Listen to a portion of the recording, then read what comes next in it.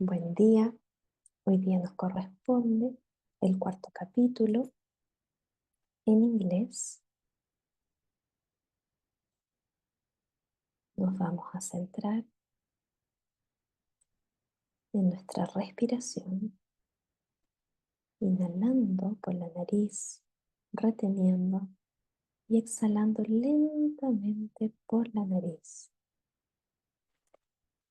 Vamos encontrando esa posición cómoda, la espalda derecha, sin forzar.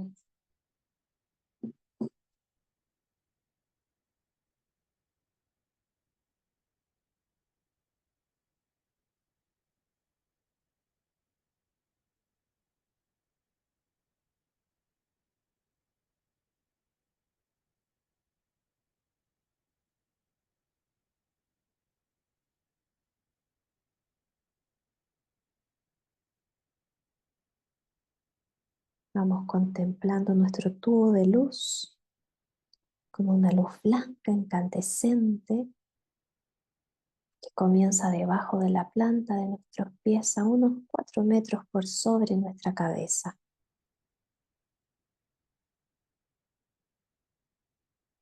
Visualizando y sintiendo nuestro cuerpo envuelto en esta destellante luz blanca. Reconociendo y sintiendo intensamente la conexión entre nuestra forma exterior y nuestra poderosa presencia Yam. Centrando toda la atención en nuestro corazón, visualizándolo como un gran sol oro.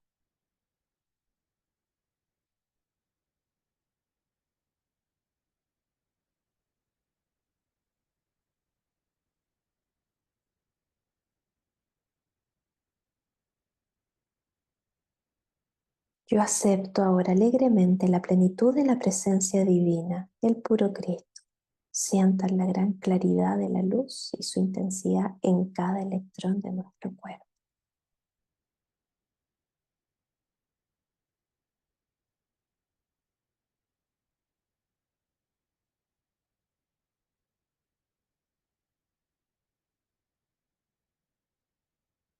I am, yo soy una hija de la luz. Yo amo la luz. Yo sirvo a la luz. Yo vivo en la luz. I am, yo soy protegida, clarificada, colmada y sostenida por la luz. Y yo bendigo la luz. Gracias.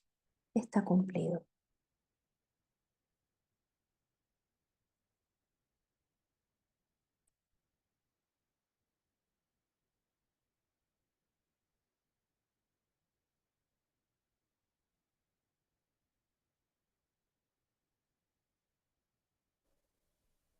Mysteries of the Yellostine. 7 days passed. It was then the first week in September. On the evening of the 8th day I sat contemplating life and its infinite expressions, when my thought turned naturally to Saint Germain. Immediately an overwhelming love went out to him in deep gratitude for all I had been privileged to experience through his assistance and light. A feeling as if a presence in the room began to come over me like a breath, and looking up suddenly, there he stood, smiling and radiant, the very presence of divinity. "My son," he said, "am I so unexpected a visitor that I surprise you? Surely you know quite well that when thinking of me, you are in contact with me, and when I think of you, I am with you. In meditation, your attention was upon me, and so I appear. Is that not according to the law? Then why not accept it as natural? What one thinks upon, he draws unto himself. Allow me to suggest that you train yourself never to be surprised, disappointed, or your feelings hurt under any circumstances. For perfect self-control of all the forces within you at all times is dominion, and that is the reward for those who tread the pathway of light, for only by correction of the human self can mastery be attained. Remember always that the right to command, which is dominion, is only permanently retained by those who have first learned to obey, because he who has learned obedience to the law of the One becomes a being of cause only, and that cause love. Thus, he in reality becomes the law of the one, through the quality of similarity. Watch so nothing goes out from you except that which is harmonious, and do not allow a destructive word to pass your lips, even in jest. Remember, you deal with a force of some kind every instant of eternity, and you are its qualifier at all times. I have come to take you on an important journey. We will be gone 36 hours. Draw the curtains to your room, lock the doors, and leave your body in bed. It will be guarded until our return. You have made certain inner advancement, and a very interesting, delightful experience and journey are ahead of you. I prepared my body for bed and soon became very still. A moment later I stood upon the floor outside of my body, clothed in the same golden garment I had worn on my visit to the Royal Teton. The sense of density one has about the walls was gone, and as I passed through them the feeling was that which one experiences when walking through a heavy fog, the wall itself losing its sense of density. This time I was clearly conscious of passing through space. I did not ask where we were going, but it was not long until we came to the Royal Teton. Toward the east stood the towering Rockies, and beyond them stretched vast plains that will one day be teeming with semi-tropical vegetation, and its people living in peace and abundance. To the west we could see the Sierra and Cascade Mountains, and still farther on the Coast Range, whose shoreline is all to be changed. Northward we look down upon the Yellostine, whose marvelous beauty veils its ancient mysteries and wonders from our present American civilization. The word Yellowstone, explained Saint Germain, has been brought down through the centuries for more than 14,000 years. At that time the civilization of Poseidonus had reached a very high point of attainment because a great master of light was at the head of the government. It was only during the last 500 years that the decline took place, and the misuse of her great wisdom held sway.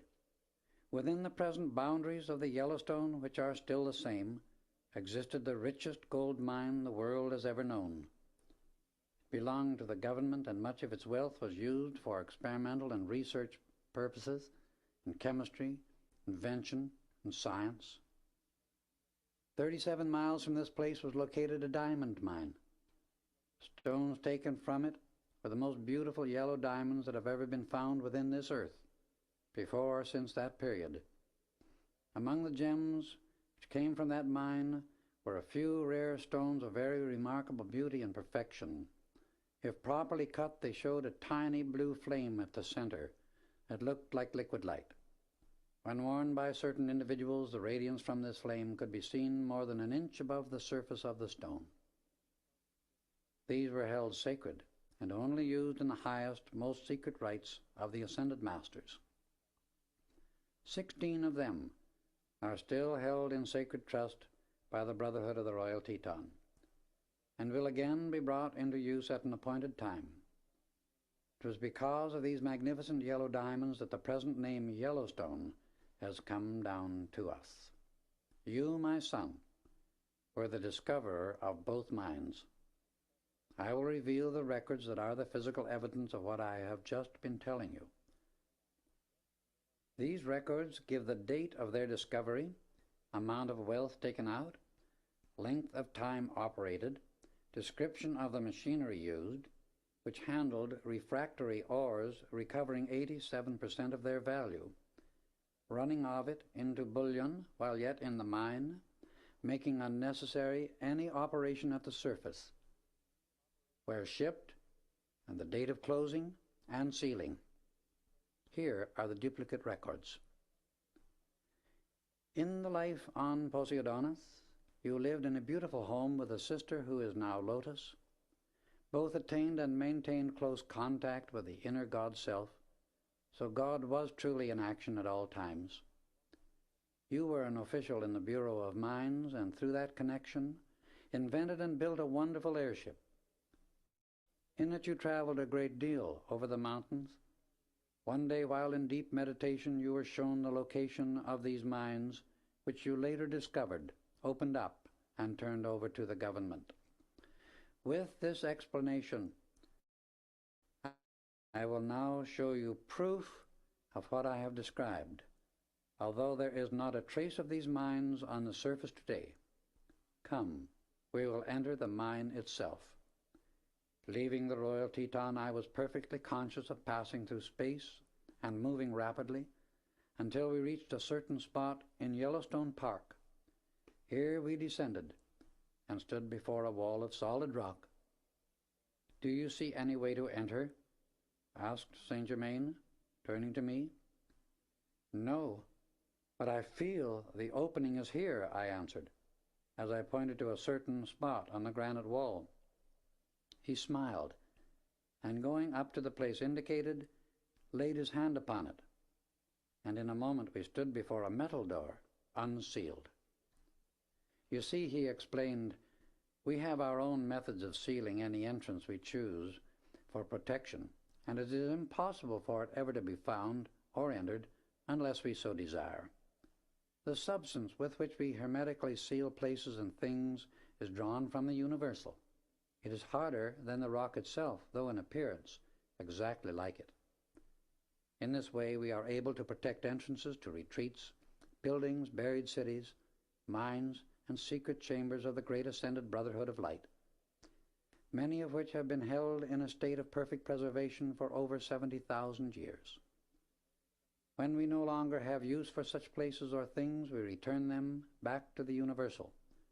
So you see, all power becomes the willing servitor of one who has conquered himself. All forces of the universe are awaiting our command whenever it is the part of wisdom and love to use them." On the door we faced was a replica of a man's right hand, embossed in the middle itself at about the level of my shoulder. It looked strikingly like my present physical hand. "Place your hand over this metal one," said Saint Germain, "and press hard." I obeyed. It fitted over the other perfectly. I pressed with all my strength. Slowly the great door opened, and he continued, "You have retained that form and size of hand for several embodiments. It was placed on the door by the government as an honor because you were the discoverer of the mine. That hand is a model of your hand 14,000 years ago." We entered through this door and passed into a long, round tunnel, finally emerging into a great cavity. There, to my utter amazement, I found tools and machinery of various kinds, made of an imperishable white metal, in as perfect a state of preservation as if constructed but yesterday. In the center of the cavity was a shaft. Our present mining engineers would be amazed at the simplicity and perfection of the mining activities of that former age. The same method will again be brought forth into use here in America within the next century. Saint Germain stepped to the shaft and pulled a lever. Soon a cage of peculiar design came to the top. We stepped inside, and he touched a smaller lever within it. As we began moving downward toward the 200-foot level, we came to a station. Continuing on down to the 700-foot level, we stopped. This was the central station, and from it led 5 tunnels like the spokes of a wheel. These were all perfectly round and lined with the same white metal of which the machinery was constructed. It was so thick and strong that only the collapse of the mountain itself could crush it. 2 of the 5 tunnels were driven into the mountain for more than 2,000 feet. In the central station was one engine that handled all the cars. "The white metal you see," explained Saint Germain, "is a most remarkable discovery, for it is light in weight, tougher than anything known, untarnishable, and imperishable. You may only give a fragmentary description of these marvels that are actual physical proof of the great height of this ancient civilization. Such wonders have existed and are now in your midst, undreamed of until this revelation shall go forth. As we came to the end of the tunnel, he showed me the drills that had been used in that distant day. These drills, he continued, sent forth a tube of blue-white flame about an inch in diameter. They operated at amazing speed, consuming the rock as they passed through. We returned to the station and entered a triangular-shaped room between two tunnels. At the far end were containers made of the same white metal. They were about 12 inches square and 3 feet in length. Saint Germain opened one and showed me the wonderful uncut yellow diamonds. I was speechless. They were so beautiful.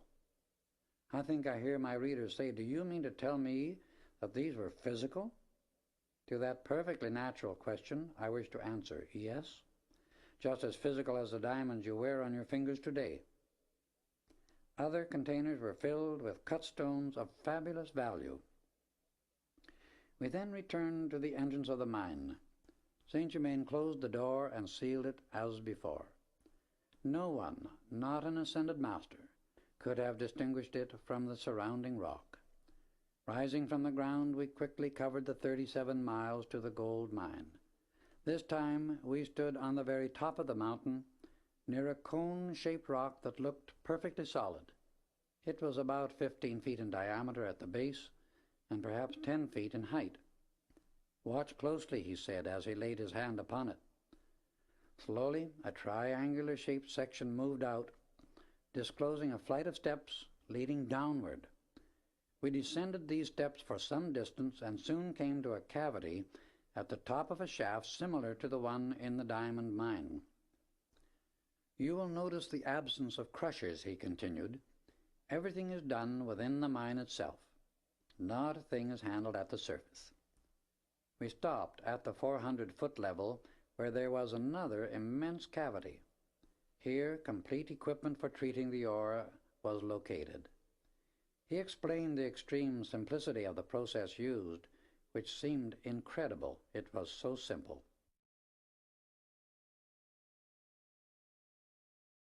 We continued on down to the 800-foot level and saw the same arrangement as in the diamond mine. Here again were tunnels going out from a central point, like the spokes of a wheel. 3 triangular-shaped rooms had been built between these tunnels, containing the remaining output from the mine just before it had been closed. The same white metal containers were here as in the other rooms. Only 3 of them am I allowed to describe. The first receptacle contained nuggets from an ancient riverbed in a placer formation at the 800-foot level, in which the gravel had been slightly cemented together, holding the gold. This condition existed for a depth of 1,200 feet and held immense value. The second container was filled with wire gold from a white quartz vein at the 400-foot level. Another held solid gold discs, weighing 8 pounds each. The place in which they stored all the gold, he explained, was known as the bullion room. There have been duplicate records kept of this mine, the originals being in the record room at the retreat in the Royal Teton, and the duplicates here. We returned to the surface. Once more, Saint Germain sealed the entrance as described, and turning to me again said, "My son, you discovered these mines and, assisted by your colleagues, put them into operation and brought about this perfection. You also made the records on the imperishable metal, which I will show you in the Royal Teton." The Ascended Masters saw that the cataclysm of 12,000 years ago was approaching, and knowing the mines would not be much affected, had them prepared and sealed for use in a far distant age into which we have now entered.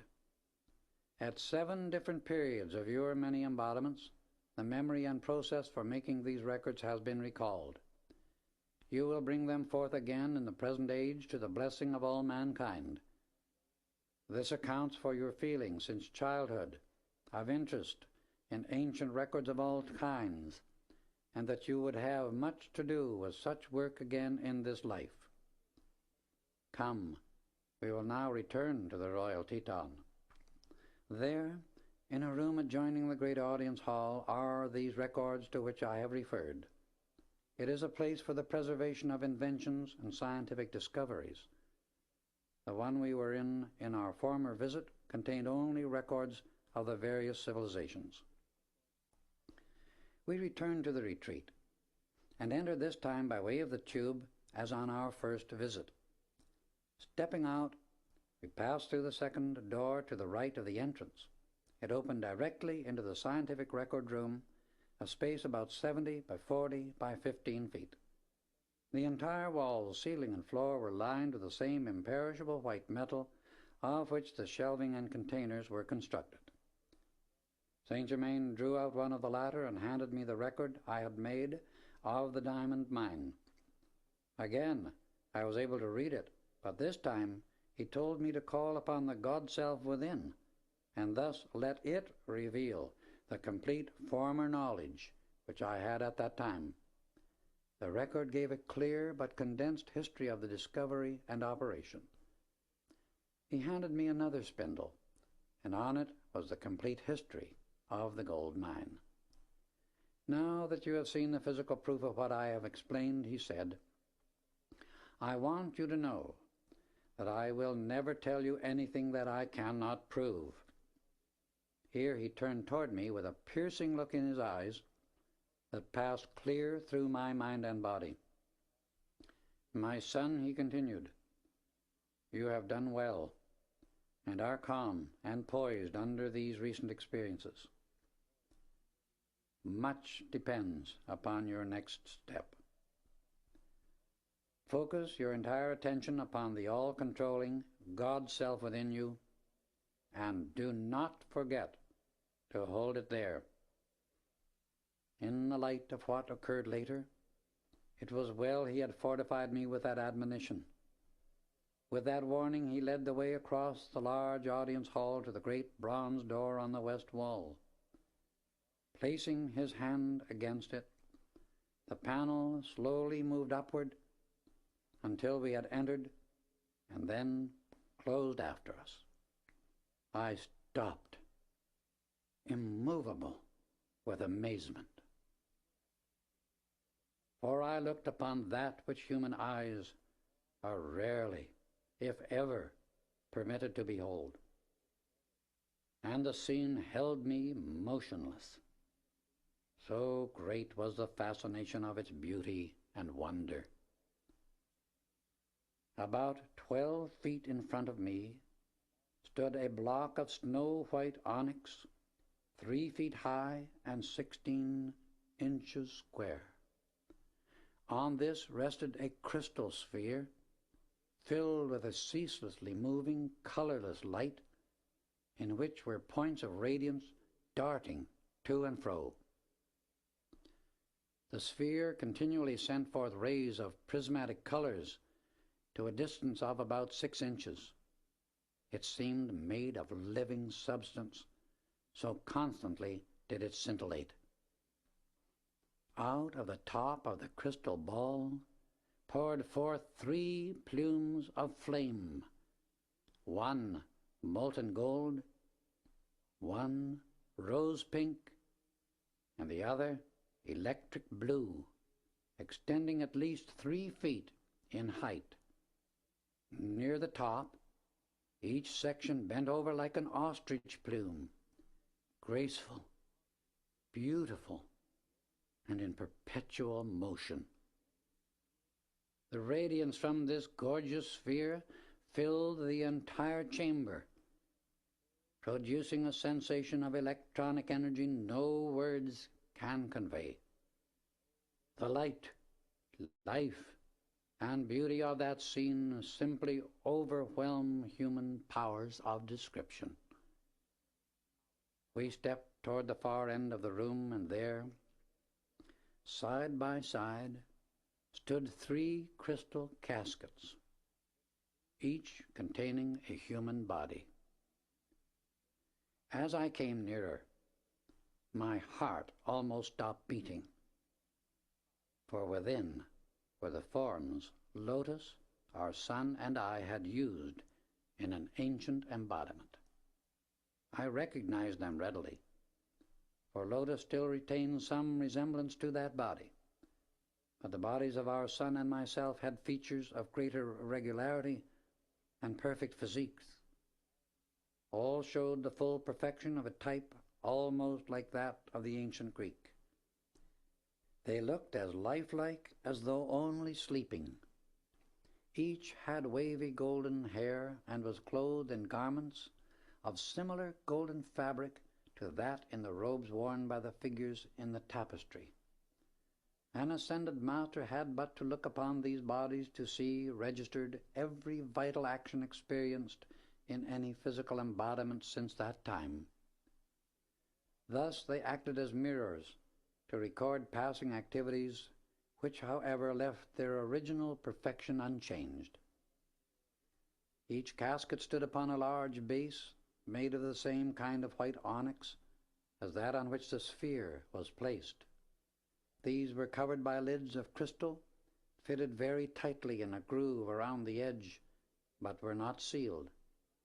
On the cover of all three, just over the center of the chest, was a 7-pointed star. Below it were 4 hieroglyphics. At the end, and placed so it would be just over the top of the head, was a 6-pointed star. On the side, just beneath the shoulders, were 2 clasped hands, and farther down, nearer the feet, was a lighted torch placed so the flame touched the lid of the casket. This flame remained golden, no matter what other colors of light played through the room. At the opposite end was a 5-pointed star under the feet.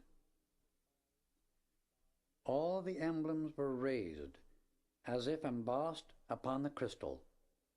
These bodies, explained Saint Germain, belonged to you three in one particular life when you left the Golden City to do a special work. Your experiences were so terrific, and yet so much good was accomplished in that life, that a great cosmic being appeared and gave the command to preserve them until such time as you could raise your bodies and return to the Golden City.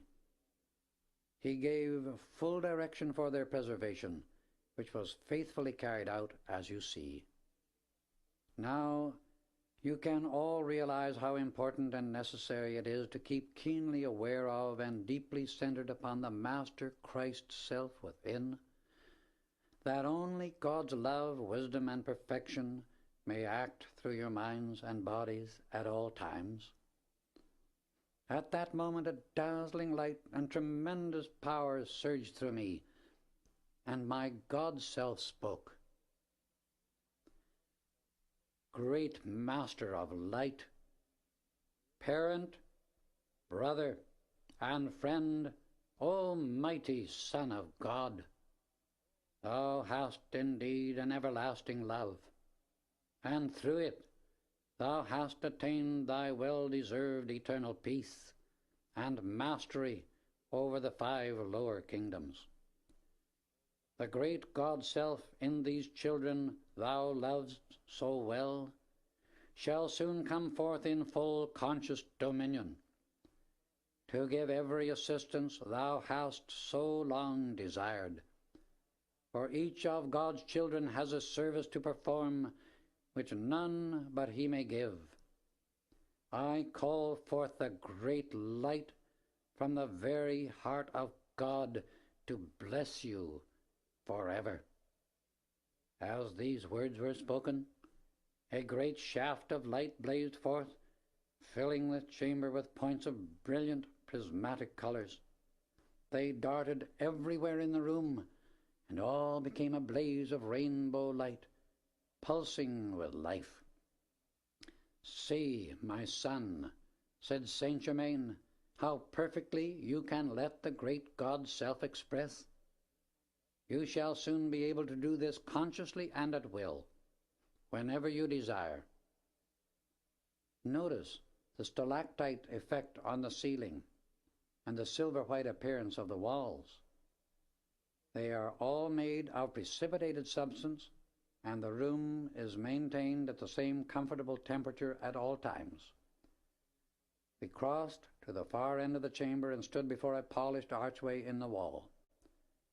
Saint Germain placed his hand upon it, and a door opened, disclosing the wonderful white metal equipment for making the records.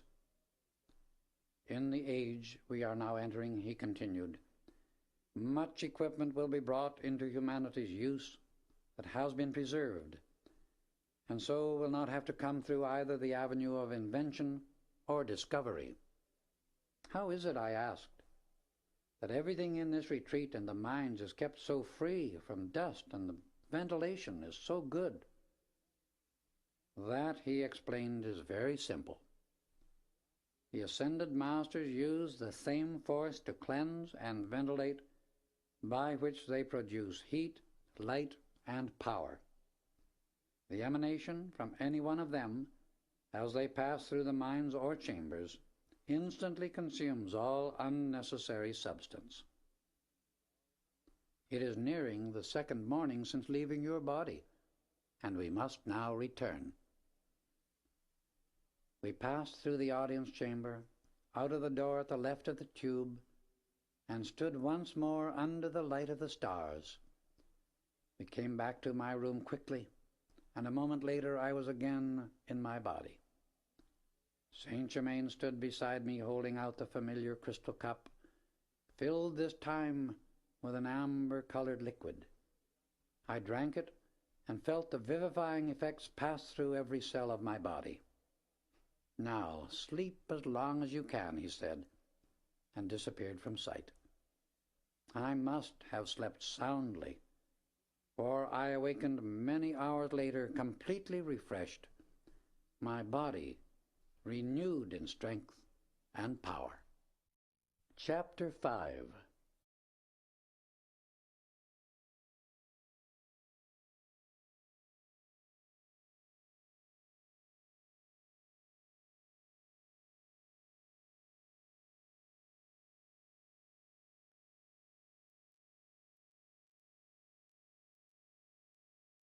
Vamos centrándonos en la respiración,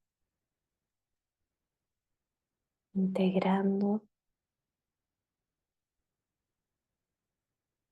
toda la frecuencia recibida. Vamos sintiendo nuestro tubo de luz con esta luz blanca centellante que se absorbe por todo nuestro ser, por todas nuestras células, nuestros electrones.